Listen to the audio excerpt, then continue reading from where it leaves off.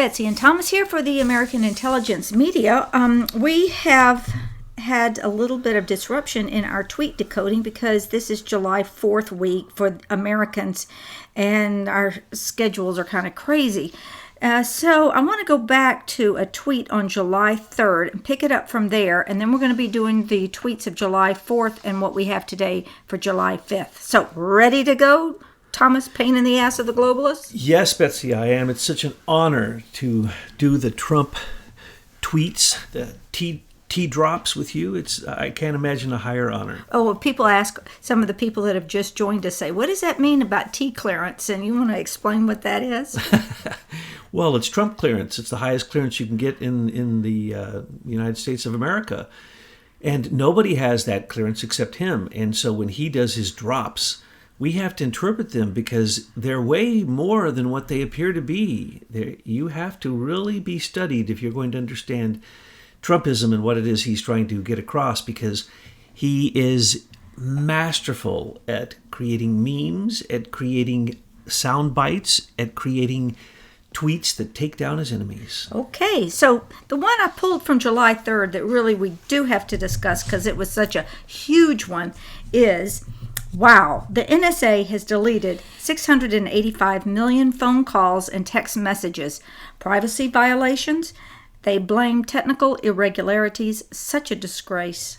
The witch hunt continues. It is such a disgrace. First off, why are they collecting them? That's illegal. And the NSA can't lose them. That's a lie. And if they're telephone calls, then AT&T and all the other companies still have them. That's a lie. They cannot delete them. If you were to delete them, it could not possibly be a technical irregularity, because that irregularity, there's triple redundant systems in these things. There's no way that you could accidentally delete them. The ones they deleted were the intercepted conversations, telephone conversations of the Trump team. Those are the 685 million. Now, you may think that's a lot, but it was every member on the Trump team, 2 jumps upstream, 2 jumps downstream. That is huge amounts. Now, why is this important? Because he's basically saying no matter how you cut the pie, it was a security violation. And that they would come out and say that they deleted it could be for only one reason. That later they're going to say, sorry, Mr. Trump, the Department of Justice will say to the Congress, sorry, Mr. Congress people, you can't get what you're asking for. We accidentally deleted them. Just like the 55,000 page struck text messages. Where are they? Where are they? They deleted them. But I guarantee you, if an average citizen had an answer like that for the IRS, oops, my files were burnt in an office fire, you would not get a pass. Oh, no. Oh, only when you are part of the in-crowd, when you know enough senior executive service members to cover any crime, then you can act with great impunity in D.C. But what he's saying here is privacy violations, yes. We know that Robert Hannigan came from Britain, used Fort Meade, Maryland, the head of the NSA, to spy on the Trump team when he was Trump Towers. We know that Admiral Rogers went there and told Trump, you're being spied on here. You're completely wiretapped, not only on everybody's cell phones. And by the way, this isn't just cell phones. Why would they not have the emails? Why would they not have the text messages? Why would they focus in on telephone conversations? Because those are the ones unmasked by Susan Rice. They were listening every single day, hoping that they could catch the Trump team making an error, doing something that they do all the time, which is normal illegality, normal lies, falsehoods, the normal type of swamp isms that derive these federal agencies. Could they catch them? No. So then they had to try to set Trump up. And so they sent in their, what did they call them? Not their spies and not their agents, but they were informants to help the Trump team. And as you can see, I'm getting very sarcastic and facetious because this type of surveillance is what it's all about. The people who were involved in it all need to go to jail because it's illegal. Even under the NDAA, you must have FISA court permission domestically or internationally to do this type of intercept. And they don't. And we know that because no one will answer the questions about FISA warrants, will they? Concerning Carter Page, George Papadopoulos, concerning anything to do with spying on Trump. And it always comes back to, I love this, that they appoint somebody who's the head of counterintelligence or in counterintelligence. That means a lying, deceptive, subterfuge, horrible person. That's what they do for a living. And then they take these people and then they try to cover them with national security coverance to say, oh, it's all right. They can do whatever they want. It's for national security purposes, Mr. President. We are trying to create a coup d'etat against you, but it's for national security purposes. So that's what this message is all about. And it's much, much bigger than Trump can say, because he can't say one word wrong or they criticize him. Just like, with Scott Pruitt, the second he got in there, he would, well, we'll get to Scott Pruitt in a minute, but it's the same kind of thing. Everyone on his team is analyzed with a microscope, whereas everyone on Obama's team could do whatever they want, act lawlessly with complete impunity, but not Trump team. Okay, very good. Now, remember, folks, if you want to follow along and read these tweets, there is a link in the description box that'll take you to a single page that gives you that, and also a couple of surprises at the bottom. The next tweet reads, the OPEC monopoly must remember that gas prices are up and they are doing little to help. If anything, they're driving prices higher as the United States defends many of their members for very little money. This must be a two-way street. Reduce pricing now. Every moment that they hesitate, after this is the second time he's told them to stop doing the normal summer rip-off of America, which is to say you're going to produce less oil in the summertime. So when we are driving the most in America, we have to pay the greatest price. This is a Henry Kissinger plan. This has been going on all my life. It's stupid. Trump is breaking the habit. And the habit is going to be, and he is telling Crown Prince of Saudi Arabia, Salman, look, dude, I told you, you want to raise our prices on oil? I'm going to raise your prices to defend you. We will simply leave Saudi Arabia. We will simply no longer defend you. And look what happens when we aren't there to defend them. Look what Iran did in Yemen to attack Saudi Arabia, missile after missile after missile, going right after Riyadh, right after the crown prince and the family of Saud. So what's happening here is your standard thing, which is OPEC rips us off, and Trump is saying, no, no, no. If you do that, I'm going to simply raise the price of what you pay for us to defend you. It's very simple. Hey, bring those people back, those troops back, and put them on the southern border, because it looks like we've got a real enemy down there in Mexico with the new president and his threats to take over America. Absolutely, and we're going to go there in a minute. Okay.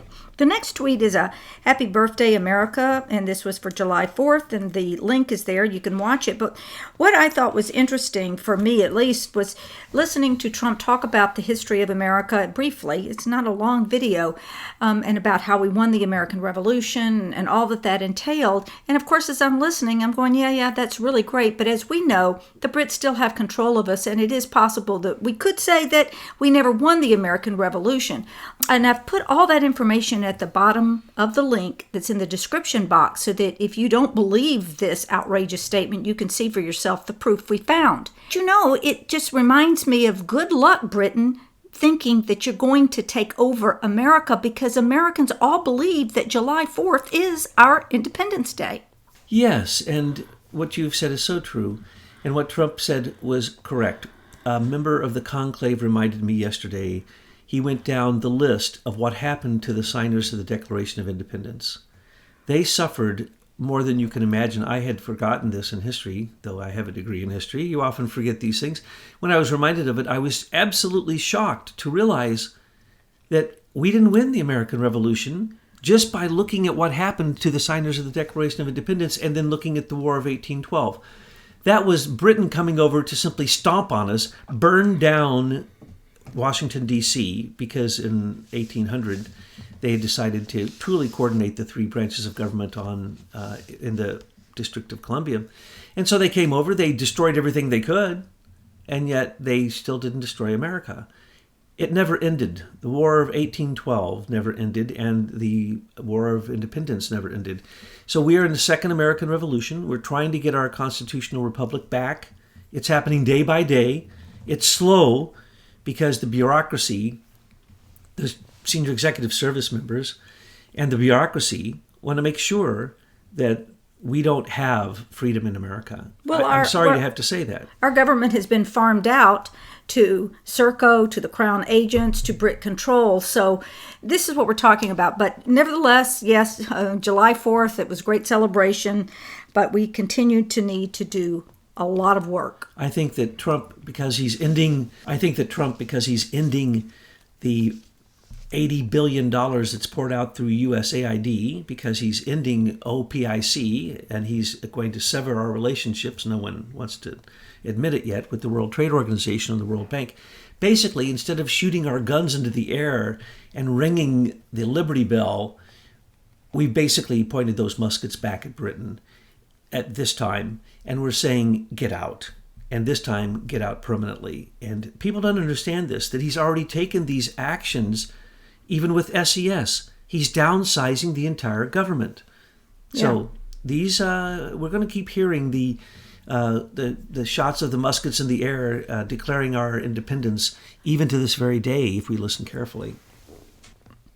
Okay, Congress must pass smart, fast, and reasonable immigration laws now. Law enforcement at the border is doing a great job, but the laws they are forced to work with are insane. When people with or without children enter our country, they must be told to leave without our country being forced to endure a long and costly trial. Tell the people out, and they must leave, just as they would if they were standing on your front lawn. Hiring thousands of judges does not work, and it is not acceptable. Only country in the world that does this. He makes it clear every single time he addresses these issues because it's the issue for the next election. He's already hammered and won the other issues of tax, of trade, of the economy, of military support, of no support or lack of support for Planned Parenthood and things like this. He's already won all those, but he can't win this one because we don't have a border. If we had a border wall, out would be on the Mexican side. It'd be on the wall. Stay out. You wouldn't even have to tell them because there'd be a wall. And these walls are going up throughout all of Europe. They're all over the place. These walls are being built because of the crazy, insane, as he says, concept of open borders. That's a George Soros concept. And it's a socialist concept taken from liberation theology. It's a Jesuit concept of basically turning democracies into a socialistic, Marxist-leaning type of economy because that is more conducive to the Catholic Church's, let's just call it their agenda. So what he's saying here is this is insane, and right now he keeps emphasizing this. This is on Congress. With these elections, Senate and Congress, it is all about you. Are you going to pass laws that are smart, fast, and reasonable? Real laws right now? No, they're not. And so what he's showing is sorry for those rhinos, those Republicans in name only. He underscores this. It is not his job to write immigration law. Neither is it his job, or should be his job, to give amnesty to anyone or to do what Obama did, which is deregulate things and then cause the holdup of people who come to a non-border, step across it, and they get a lawyer. 445,000 people, illegal invaders into our country, are waiting for a court date. We don't know where they are.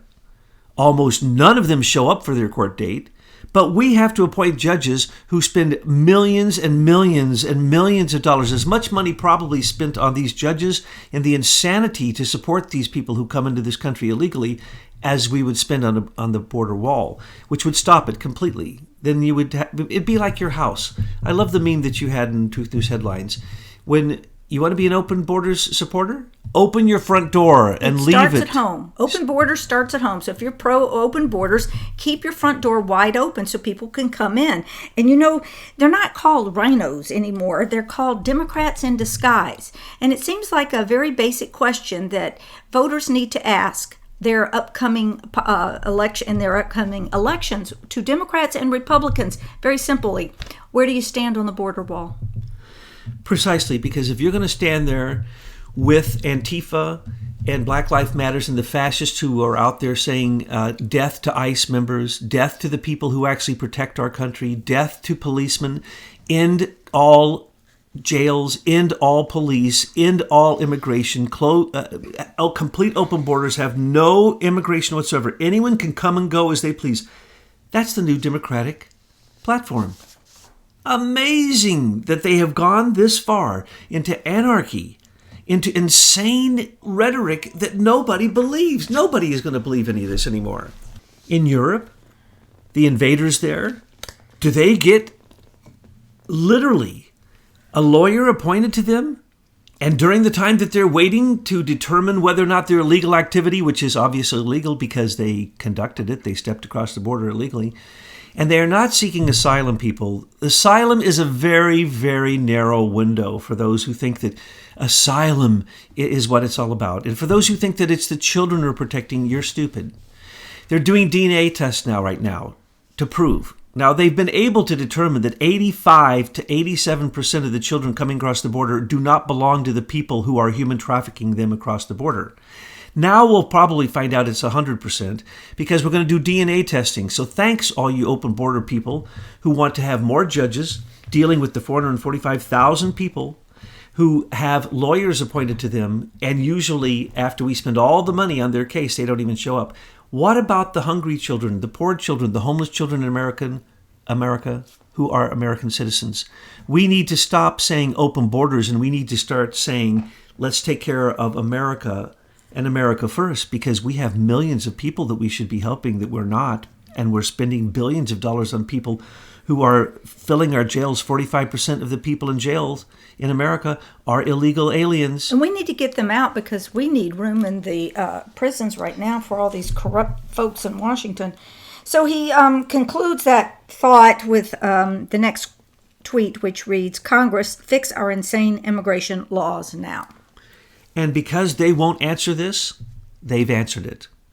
Their non-answers, their pathetic attempts at those legislation, again, that falls on its face because no one would possibly believe that any of those laws or bills that were put forth would work.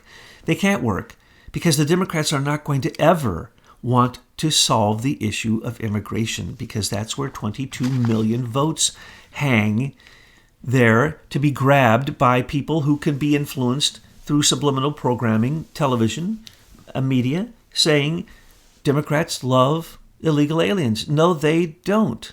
They don't love anybody. Look at what Hillary Clinton and John Podesta said about the people in the last presidential election, about their base. They derided everyone in their base. So don't believe for 1 second that the Democrats are in any way going to help anybody. They even want to take back the tax refunds that you got. They want to make sure that you don't get bonuses. They want to make sure that the manufacturing does go back out to other countries like Obama did, and that we let them put huge, huge barriers and tariffs on us, but we can't do anything to them. The next two tweets are related. I'll read them together. I have accepted the resignation of Scott Pruitt as the administrator of the Environmental Protection Agency. Within the agency, Scott has done an outstanding job, and I will always be thankful to him for this. The Senate confirmed Deputy at EPA Andrew Wheeler will on Monday assume duties as the acting administrator of the EPA. I have no doubt that Andy will continue on with our great and lasting EPA agenda. We have made tremendous progress, and the future of the EPA is very bright. Nothing's going to stop Trump's plan in the EPA. They went after Scott the second he was elected, and they have been hammering on him. So everything he did wrong, they brought to light, and they have multiple investigations, over a dozen investigations on him, but they haven't investigated Andrew McCabe, James Comey, James Clapper, John Brennan, or any of the other criminals. But they spend all that effort going after Scott Pruitt. 12 investigations. And what are these for? Because he wanted to fly first class because his life had been threatened so many times that he had to have a security detail. Well, because he had a security detail and he needed to fly first class, well, look at the heads of the other agencies. They have their own private jets. So when you want to talk about what they charged him with, it's almost stupid. 75% of it is pure stupid. 25% of it is he was extremely naive not to realize he was going to be battered and abused. But it doesn't matter. He still carried forth Obama. He stopped Obama's EPA ripoff of America and a sellout to the world. The Climate Accord alone was a $5 trillion savings for America, and it was all based upon lies. Look out there right now. Any research is showing you all the climate numbers were fake. So what we have, EPA is going to go ahead very quickly, and Scott Pruitt's out. Good, because he was just creating such a stir. He was being silly. He made too many mistakes. Most of them are not crimes. So they're threatening the summer crimes. I predict right now, Thomas Paine in the ass of the globalists, that he will not be convicted of a single crime because those are all made up fake justice as a distraction, while that same 117,000 group of people in the Department of Justice are defending Imran Awan and his espionage, defending Hillary Clinton and John Podesta for their election rigging, and on and on and on. So, sorry, Scott, you're out, but it's a good thing because Trump doesn't need any more flack. And Wheeler will do just as good a job. Yeah, I hear, and what I read about Andrew Wheeler is that he's pro-coal, he's pro-energy independence, so it sounds like he's going to just continue on where they were headed. The next tweet is, "It was my great honor to join proud, hardworking American patriots in Montana tonight. I love you. Thank you." We watched that, and it was so invigorating. What a great speech. And it's just like Trump is coming into his own now, and he's really invigorating our base. Oh, it was beautiful. It was beautiful. It was like you were having tea with him somewhere in New York, and he was just, no one was around, and he was just telling you the way it is. It was just beautiful. And as you say, he's coming into his own. He's being more bold. And I don't know how they're going to stop him. This is a tsunami, exactly as we predicted, but it is not a tsunami of water. It is a tsunami of magma, and it is going to simply wipe out the Democratic Party, or the Democrats, or like I like to call them, demon rats. Because really, who are these Democrats? Look at the far left now. They're not Democrats. Was Bernie a Democrat? He ran as a Democrat. That's a lie. He was a socialist. Oh, that's right. Just before that, he was a Democrat. Oh, that's right. He wasn't a socialist. Oh, the new Socialist Party. They literally say they're socialists and they're running as Democrats. How can that be? That's not possible. That'd be like Rand Paul saying that he's running as a Republican. This is stupid. And anyone who wants to vote for people like that are voting for insanity, because what they're promising you cannot take place. It's just like the Democrats who want to say open borders. Not possible. Look at Europe.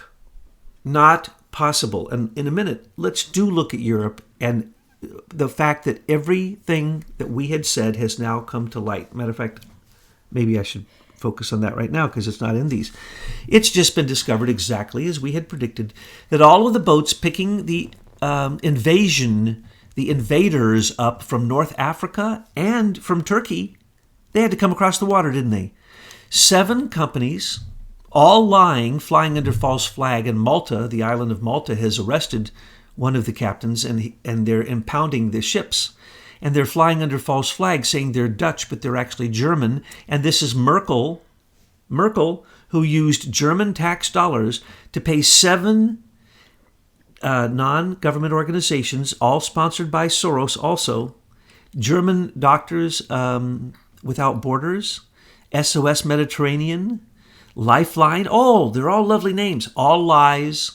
They literally went and picked these people up and didn't bring them to Germany, who was paying the boats to pick them up.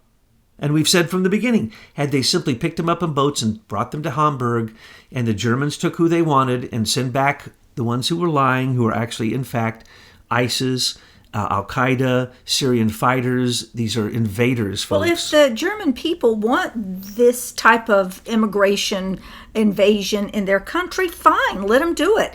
But every country around Germany needs to build very big, tall walls and have strong immigration policies. And when the new president of Italy was elected, he said, no, we're not going to accept these ships coming into our ports anymore. They are pirate ships. These are false flag ships. And they are. They're now being convicted. The ships are being impounded. And Merkel's little plan with George Soros has been discovered. And so now, because it had been discovered, we had told you this from years ago, that what was he going to do? Oh, he'll just simply charge a tax. He's going to charge between $60 to $80 billion tax to the European Union. Instead of getting the boats to bring them, he'll still use the same boats, but he'll first screen them for asylum.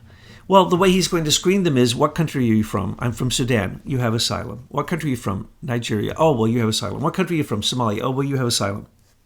They're at war. Of course. They're seeking to get out of a country that's at war.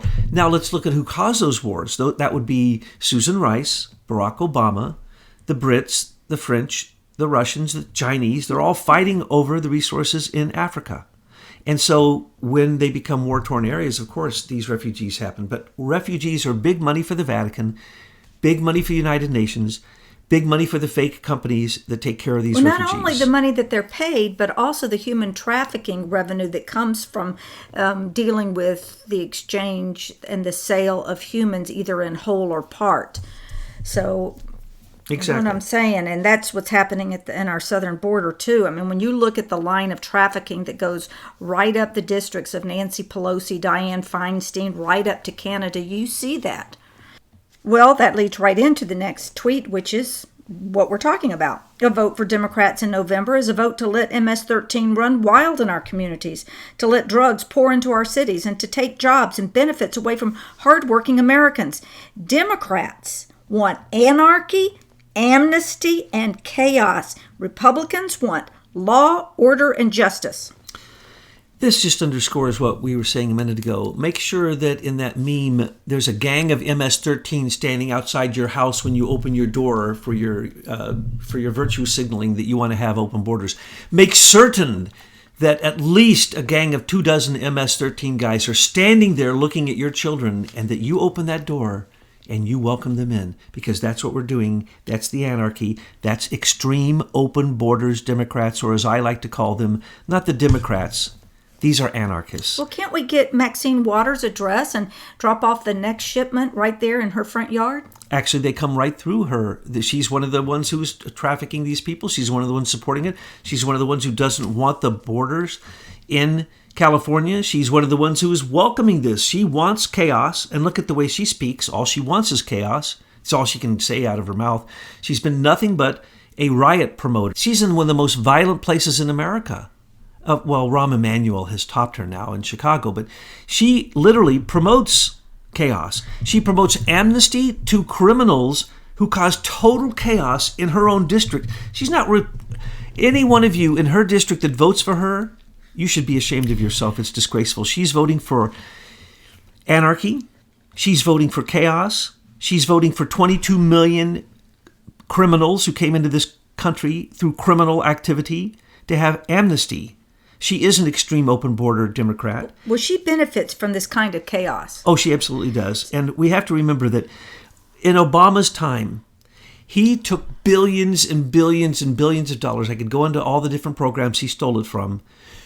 For instance, the SEC. Every time, let's just take for instance, when Comey was defending HSBC, where also Mueller worked at one point and defended them when they had a multi-$100 billion case against them, and Comey got it down to, simply a few $100 million, the price of doing business, though it was a complete ripoff. It was completely illegal. Everything they did was illegal in that case, and no one went to jail because Comey went there and mitigated the situation. And because Michael Horowitz had already been there to tell the judges how to sentence these people and the corporations how to get out of the sentencing and how to get out of the crime. So my point is that this type of corruption is so thick, it's so deep, that when Obama takes these billions of dollars when he was the president and he steals them from the SEC after they get these fines put on them. They don't go back to the victims. They went to Obama, and Obama gave them to non-governmental organizations here in America, Democratic, left-wing, literally socialist-leaning, fascist-leaning Marxist groups. Antifa, Black Lives Matter, Southern Poverty Law Center. These are corrupt. Two of them have been acknowledged as domestic terrorists, and yet Obama is the one who fed them unlimited funds stolen from taxpayers. But you can't do that because Obama was the first black president. And if people can get over that myth, no, he's Indonesian. Obama was given all the money for his run as a senator after he had been basically refined as a weapon with the Chicago mob control of Chicago, the daily political group that controlled Chicago through the mobs. He rose up through that with Valerie Jarrett, along with Michelle Obama, and then Soros came along and gave him all the money he needed to become a senator. Soros chose Barack Obama because he was already a CIA agent. He was a rogue CIA agent who faked his way through Columbia, faked his way through Occidental, faked his way through Harvard. You can't find any records of him there. All of his records are sealed. You have one record at Harvard. One record at Harvard. And that record is him arguing with the head of the Harvard Review, where Obama is justifying why, though he has done nothing at Harvard, no one knows him, he's never written a thing, he wrote an article that got in the Harvard Review, and they said that he was an editor of the Harvard Review, though he wrote one article, and that was an article bashing the Harvard Review for not allowing more blacks to be editors on the Harvard Review. That's his entire history of college, folks. I'm sorry. That's all we have. Okay, the next tweet. Every day, the brave men and women of ICE are liberating communities from savage gangs like MS-13. We will not stand for these vile Democrat smears in law enforcement. We will stand proudly with the brave heroes of ICE and Border Patrol. I hope you don't think that we are alarmists or sensationalists, or that in any way that what we're saying is an exaggeration. We're at war. We are in a civil war of NGOs, non-government organizations, given $18 billion by George Soros from stolen tax funds that he took out of America with his quantum hedge fund. And we are at war with them. We're at war with those who stole the personal information of ICE officers and put their families and children in danger, more danger than illegal aliens are coming across our southern border, are in much less danger than now these anarchist Democrats who have declared war against ICE, declared war against the police. The Black Lives Matter declared war against the police a long time ago. They're domestic terrorists, Antifa, domestic terrorists. And also, let's remember, we have all kinds of people coming up out through Mexico who are placed there. We have Al-Qaeda, we have ISIS, we have Hezbollah. They're all coming, folks. And Orduro, the new president of Mexico, a complete socialist Marxist fascist who said he's giving complete amnesty to all drug cartels? That's because 134 people were murdered during this election cycle. 681 others were shot but not killed, and hundreds of other journalists were killed. There is a war in Mexico, not only a cartel drug war, but a war of human trafficking, and the politicians now have sold out. The president of Mexico is in war with us, has declared war with us, whether you know it or not. Listen to his acceptance speech. Look at his planks in his platform. The first plank is all Mexicans have a human civil right to be able to cross the American border, go into America illegally, make money, and send it back to Mexico. He just told all Mexicans that's what they need to do. That is a war, folks. And Trump was in advance of understanding this was going to happen. That's why we need that border wall now. That's why we need, as Betsy just said, bring back all our troops from the 164 bases in hundreds of countries all over the world. Why are they there? To protect American corporate interests. NATO doesn't exist. NATO is a myth, folks.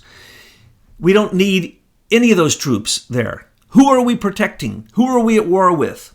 We're at war economically with China. who's at war with Taiwan right now. We're ignoring that except to bring Foxconn over to Wisconsin, and Trump basically undercut China and that war that they're having with Taiwan. We're in a war with Mexico.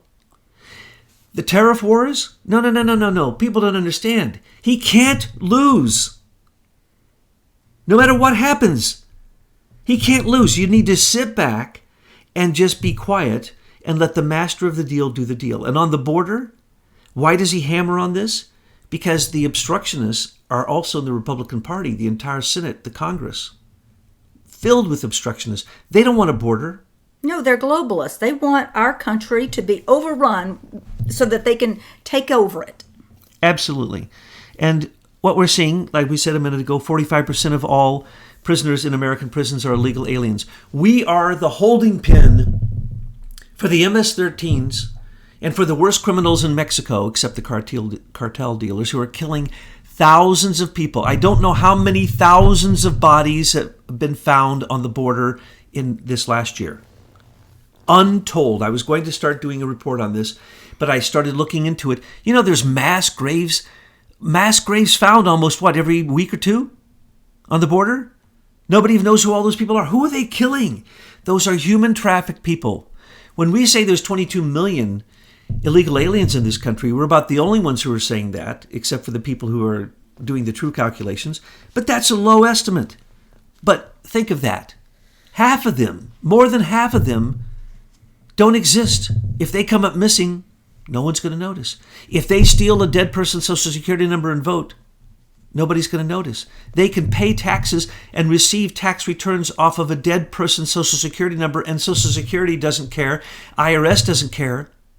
Well, look at the guy at Homeland Security under Obama. He claimed a couple of social security numbers from children. Absolutely. The head of ICE previously had 3 children who had fake Social Security, fake children who had fake Social Security numbers, who he made $190,000 off of tax evasion. That's who Obama's head of ICE is. That's how brave he was. But the real people doing it now, they're putting their life on the line because MS-13 is no one to mess with. These people live by the pride of murdering others, and just not normal murders. It has to be absolutely visceral. It must be, enjoyed. These are the worst people you could possibly have, and yet they are part of the Pelosi party. They're part of the anarchist Democrats. They're part of the extreme open borders Democrats. And then we wrap up today's Trump tweet decodes with this one. Thanks to Republican leadership, America is winning again, and America is being respected again all over the world because we are finally putting America first. I remember they used to make fun of Obama. Not as much, we didn't get to make fun of Obama. It was almost illegal at that time because then you'd have Loretta Lynch or Al Sharpton or Eric Holder coming out and saying that language they don't like has to go to jail. I mean, literally, they said this, that you can't say things they don't like. But now I'm going to go ahead and say this. It was said of President Obama when he would meet the Chinese, maybe you should put lipstick on before you bend over and have relations with China. Because that's all Obama ever did, was he bent over and let China rip us off historically, epically. There was no leadership in the Democratic Party. There was rip-off-ship. Obama was basically doing what George Soros told him to do, create open borders, create an invasion of Europe, and create chaos everywhere, and make sure that every country you can has chaos. And Hillary, she's just a rip-off artist. All she wanted was more enrichment, and so her pay-to-play and power. But once she became president, folks, you were going to see some horrible, horrible things. Trump said it the other day because he was simply quoting the 17 intelligence agencies' report, The Paradox of Progress, which I keep hearing like other people quoting now. But he basically said there would have been a nuclear war with Korea. Yes, that was planned. There would have been a nuclear bomb. He didn't say this, but in that report it said, and Hillary said, she was going to bomb Damascus and just bomb every single airfield in Syria. In other words, she had planned as her first deal to follow through with what the James Clapper and his gang, the Comey gang and the whole Brennan gang, they all said, we need World War III.